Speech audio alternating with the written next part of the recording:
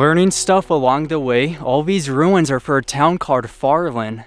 This is a ghost town, old mining town. 500 people. You can pause, read the screen. Right in that tree line is a bear that is watching me. It's just kind of curious, doesn't seem too aggressive. So we'll go on with our day and explore. So we're in Birch Creek Canyon today to see some abandoned mine operations.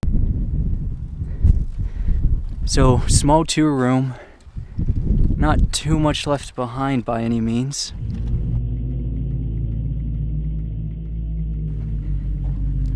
This car is upside down, all smashed up. The chrome still looks great. I'd like to know the story, because why would they bury it like this, right under a bunch of sand? Well, that is cool.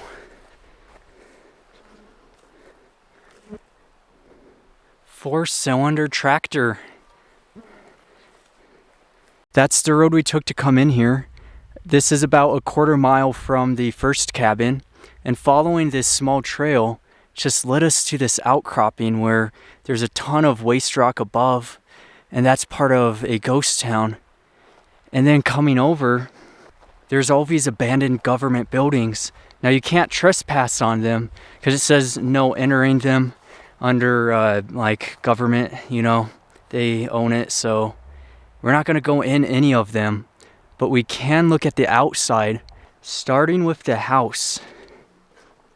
Have a couch. Look how neat this is. The bed, an old bed there. All that side was a kitchen. Unfortunately, we can only look through the windows. And the windows are barred up. Why would they put barring like this? A really neat looking house, no doubt. It's unfortunate we can't go in it, but that's just the way it is. And they had electricity. There is a power line coming through. It's an abandoned one. But when it was active, obviously the power line was active.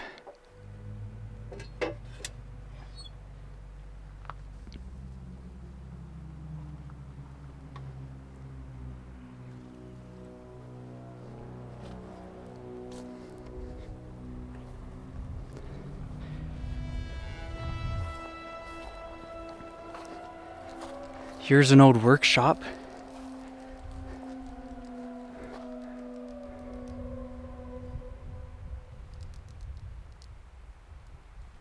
So I wonder how old those signs are and why they have them up. Maybe they plan on opening this place again. Here's the glass. Still intact. That's pretty odd. Rope all around the tree.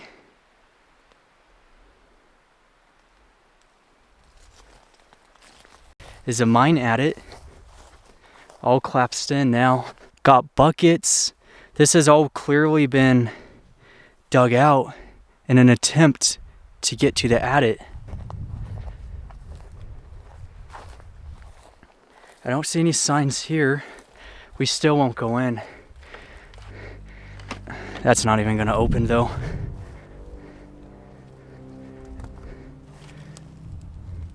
Storage room.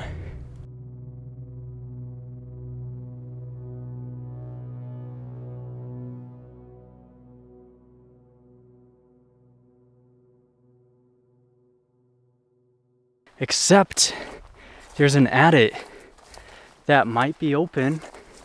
Looks kind of open. It's kind of an iffy one. Chances of me going in it is slim to none. All the wood dug out, but it's all collapsed. This is a really old operation.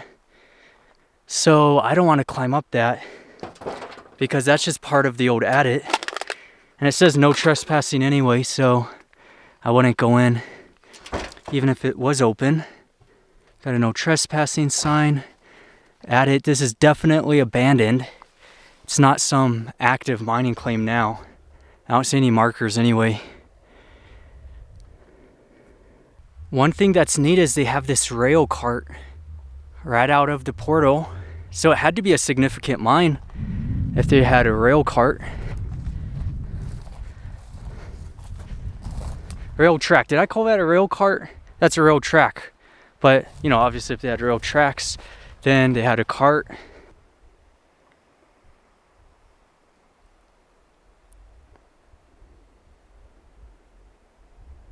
A very small mine operation that's not in relation, I don't believe it's in relation to the rest of the cabins and mining camps we're going to be looking at today. We're looking at one main mining camp, and this wasn't part of it from what I'm familiar with. So, because this isn't mentioned anywhere. This is just kind of a side trip that I did. But now we're going to head off and see the rest of the mining camp, which is all on the other side of this creek. So we're going to see the rest of this creek and then continue onward.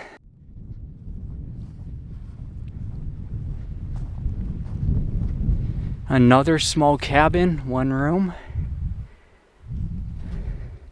There's a couple others just tucked away adjacent to us.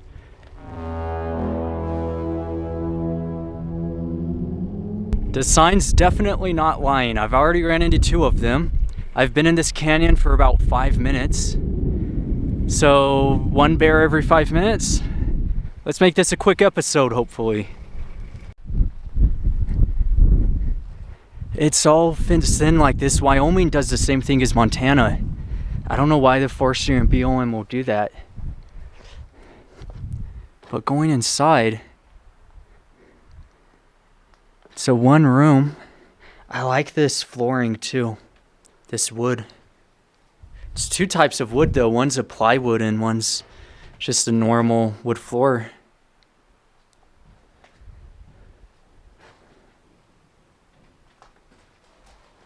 And the mines themselves are up there. That's one of the mine operations. We'll have a look at it. It's really neat. Even the ceiling is in decent condition. Going out into the second room, it was a screened-in porch with, look at that wood. I like that natural decay there. If anyone was to step on that, it's instantly gonna crack. I like the design of it. It's such a awesome looking cabin. And I always like seeing the old miners' cabins. I'm hoping the mines will be open themselves. Montana is not exactly known for fencing off abandoned mines and closing them.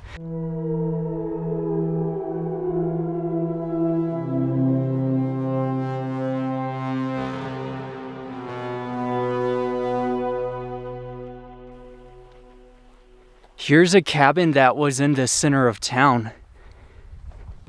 We'll go inside right now.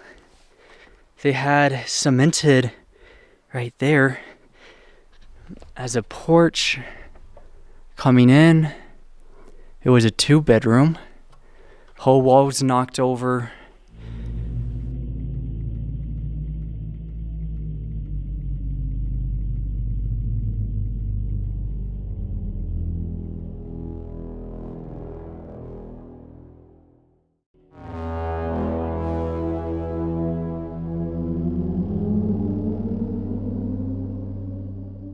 So Farlin, Montana. I didn't know this was a whole town. I figured this was a small mining camp, but it makes a lot of sense with all the buildings spread out like this, that a lot of them just don't remain. It's that old of a place.